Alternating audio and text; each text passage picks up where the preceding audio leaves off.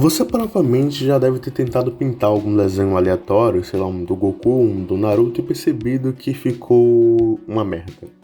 Isso é muito clássico para quem tá começando agora, e você deve ter se perguntado que tipo de erro eu tô cometendo para não conseguir fazer um desenho razoavelmente bom, uma pintura palpável, com um degradê bom, com luz e sombra coerente. Então nesse vídeo eu vou estar mostrando 5 principais erros que você pode estar cometendo. Então fica aí no vídeo que eu vou estar te mostrando agora.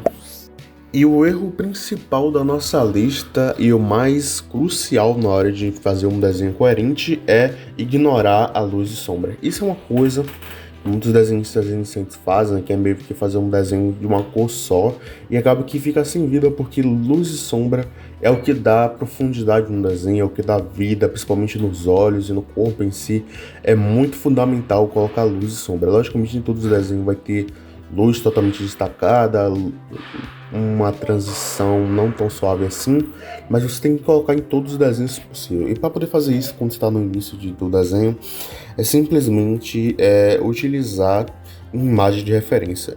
Ter imagem de referência é um negócio muito importante na hora que você está começando a desenhar, simplesmente é muito fundamental, extremamente fundamental você utilizar a imagem de referência, porque quando você está começando a desenhar, você não tem habilidade para nada, não tem habilidade para fazer olho, não tem habilidade para fazer boca, não tem habilidade para fazer nada. Simplesmente utilize uma referência e tente copiar, literalmente copiar. Ah, mas eu quero que a personagem, meu próprio estilo, meu próprio... Não tem seu próprio nada. Você não tem seu próprio nada porque simplesmente está começando. Tem que utilizar alguma coisa como base para você começar a criar seus personagens no início.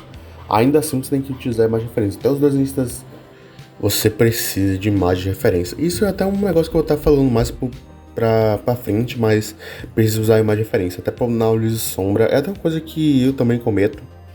Eu não vou dizer que eu não cometo, que é simplesmente não saber como funciona a luz e sombra. Logicamente, eu não vou estar abordando isso, talvez eu aborde isso um pouco mais profundo.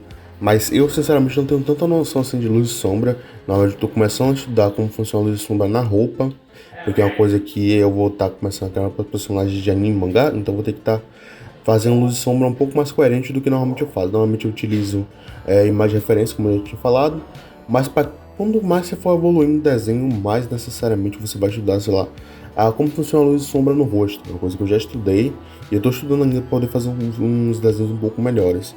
Mas se você não sabe, simplesmente utilize imagem de referência e tente praticar com objetos, com o próprio desenho. E uma dica que eu tenho que falar também é utilizar o desenho Aro, sei lá, ASARO. Esse vai estar aparecendo alguns exemplos de desenho Aro, sei lá como é que pronuncia esse nome, que é meio que é um estudo de anatomia do rosto humano para poder criar luz e sombra. Logicamente, se você procurar no Pinterest ou no Google, você vai estar encontrando coisas mais de referência, mas se você quiser estudar realmente a luz e sombra, você já utilizou bastante mais referência, não conseguiu fazer um resultado tão bom, tá na hora de estudar, simplesmente é isso. Então, se você quiser estudar aros, simplesmente você vai estudando aos poucos e vai aprendendo. Simplesmente quando tá no começo, não é tão bom assim você começar a estudar coisas avançadas, tipo anatomia, esses negócios, então talvez luz e sombra seria uma boa coisa a começar. Então vamos para o próximo tópico, que é...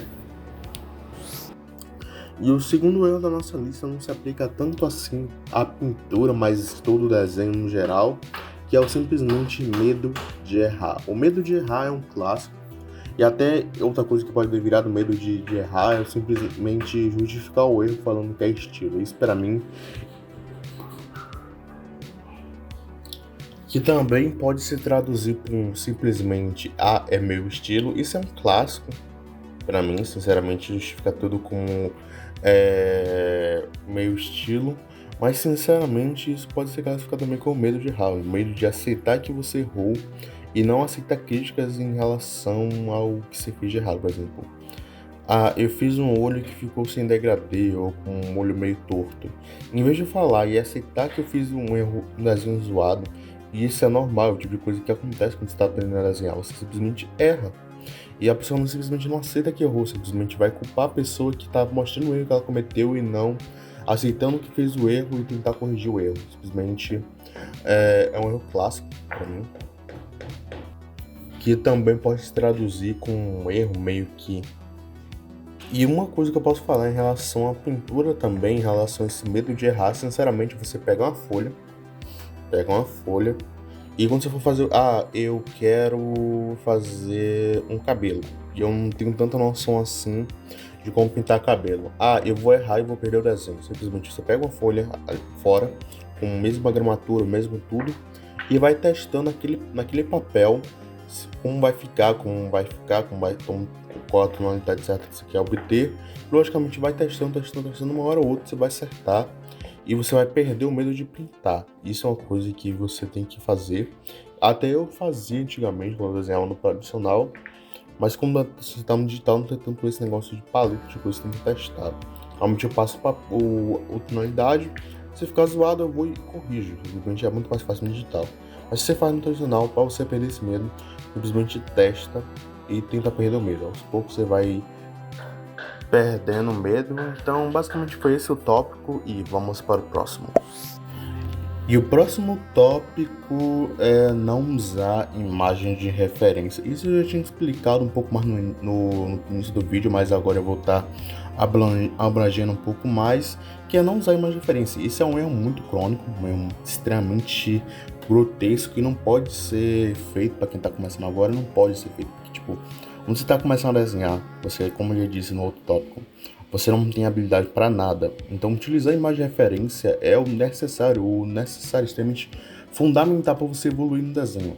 Eu não sei fazer olho. Como é que você vai aprender a fazer olho? Você tem que olhar para algum lugar. Você tem que se inspirar, porque todos os artistas, quando estão começando, precisam olhar para alguma coisa, que é a imagem de referência. E, logicamente, quanto mais avançado você vai evoluindo no desenho, quanto mais avançado você está, você precisa usar mais de uma imagem de referência. Logicamente, você não vai utilizar vídeo, que normalmente as pessoas, quando vão desenhar, gostam de utilizar vídeo. Como desenhar o Goku. Vou pegar um vídeo de como o cara desenha o Goku para poder fazer. O conhecimento que o cara fala de como desenhar o Goku é o mesmo que você pode obter sozinho desenhando. E você precisa analisar a imagem de referência. Eu quero desenhar o Goku. Vou precisar. Como desenhar o Goku? Não. Simplesmente você vai no Google ou no Pinterest, que é o aplicativo mais tipo você para imagem de referência. Pega a pose base, ou seja, o Goku Super Saiyajin 3. Aquela vai ser a imagem base. Aí você pega outras 3 imagens de referência, a do olho, da boca, do cabelo em si. Essa imagem de referência que eu peguei e o cabelo tá muito complexo pra mim, eu não consigo fazer. Simplesmente a maioria das pessoas fazeriam zoado mesmo e foda-se. Você simplesmente pega outra imagem de referência daquele modelo em si e tenta pegar de uma forma que seja bem mais fácil, ou seja, procura mesclar imagem de referência, o que eu costumo fazer ultimamente. Por exemplo, eu pego um desenho que não fica tão bom assim, a pose tá boa, mas não tem fundo. Eu vou lá, procuro no Pinterest fundo e vou fazendo, simplesmente como se estivesse juntando imagem de referência. Pegar uma ideia em outro e meio que juntando tudo para fazer um desenho conciso e visualmente mais bonito. É basicamente isso que eu aconselho a vocês fazerem, utilizarem imagem de referência de uma forma muito mais coerente, que é juntando imagem de referência. Simplesmente isso. Ou, eu não consigo fazer isso. Use apenas uma imagem de referência. Se der para fazer com mais imagem de referência, é bom para você dar uma misturada e conseguir fazer desenhos um pouco melhores. Mas se não conseguir, utiliza uma imagem de referência mesmo e vai aos poucos tentando botar 2 ou 3. Simplesmente isso e vamos para o próximo tópico. E o próximo erro da nossa lista é não saber fazer degradê. Degradê é uma coisa que está interligada com luz e sombra, logicamente. Para você fazer um degradê coerente, você precisa ter noção de luz e sombra. E eu até fiz uma aula ensinando como fazer degradê aqui no Bispaint, mas não ficou assim tão boa assim, talvez eu refaça ela. E também fiz uma aula também de como fazer degradê no tradicional também. Essas 2 aulas eu pretendo refazer, porque não ficou tão boa assim, logicamente.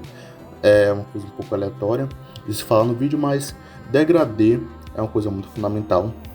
Para você ter uma noção básica assim, de como fazer degradê, no digital é bem mais fácil do que no tradicional. E você simplesmente pega lógico de desenho no Bispaint, então eu vou utilizar o exemplo de Bispaint no digital. Você pode pegar o pastel macio, diminuir um pouco mais a opacidade, pegar um tom base, passar todo o tom base e aos poucos na parte de cima ou na parte de baixo, tanto faz. Você coloca um tom mais escuro, vai colocar um tom mais escuro e vai clareando aos poucos, a fazer uma transição meio que suave do degradê. Mais ou menos é isso esse é o que normalmente eu faço para fazer o degradê no digital. Normalmente, só de você abaixar a opacidade, naturalmente vai criando um degradê, se você não tem tanta essa noção no tradicional. Simplesmente o que todo mundo ensina. Você passa o tom base, por exemplo, eu quero fazer degradê de vermelho. Passa 1 ou 2 camadas, fazendo o formato meio que, posso explicar, arredondado, meio que girando assim e passando aos poucos. Aí na parte um pouco mais para cima, você vai colocando os tons, variação de tons, e meio que vai criando essa degradê, meio que pseudo degradê. Logicamente eu estou explicando de uma maneira meio porca, eu diria, porque nós não estou mostrando, mas eu acho que dá para entender. Logicamente, se você quiser um vídeo explicando como exatamente eu faço degradê no digital no tradicional, comenta aí nos comentários que eu vou estar fazendo aí, velho. Esse vídeo. Vamos para o próximo tópico. E o último tópico que eu vou estar abordando nesse vídeo é o quinto e último, que é pressa na hora de terminar o desenho. Simplesmente também é um erro crônico, é um erro totalmente complicado. E é muito normal, normalmente as pessoas tentam fazer o desenho mais rápido de finalizar logo, ou porque não tem tempo realmente. Mas quando tenta fazer o desenho com pressa, a qualidade vai ficar muito inferior do que normalmente você conseguiria fazer se você fizesse com calma. Isso atrapalha a pintura, atrapalha o esboço, atrapalha o linhagem, atrapalha tudo. Isso é um erro muito crônico e simplesmente você precisa ter calma na hora de fazer. Eu não consigo, não tenho tempo suficiente. Dá um tempo, se acalma, vai beber um copo d'água, vai, levanta um pouco, se desestressa, se espreguiça e volta a desenhar. Normalmente, ultimamente, eu desenho bem menos do que eu costumava desenhar. Normalmente eu desenhava 5 horas direto, mas ultimamente eu tô desenhando um pouco menos de tempo. Normalmente eu desenho da hora que eu acordo até mais ou menos 5 horas. Normalmente o tempo que eu faço, normalmente eu acordo 8, 5 horas da manhã, normalmente é o tempo que eu acordo.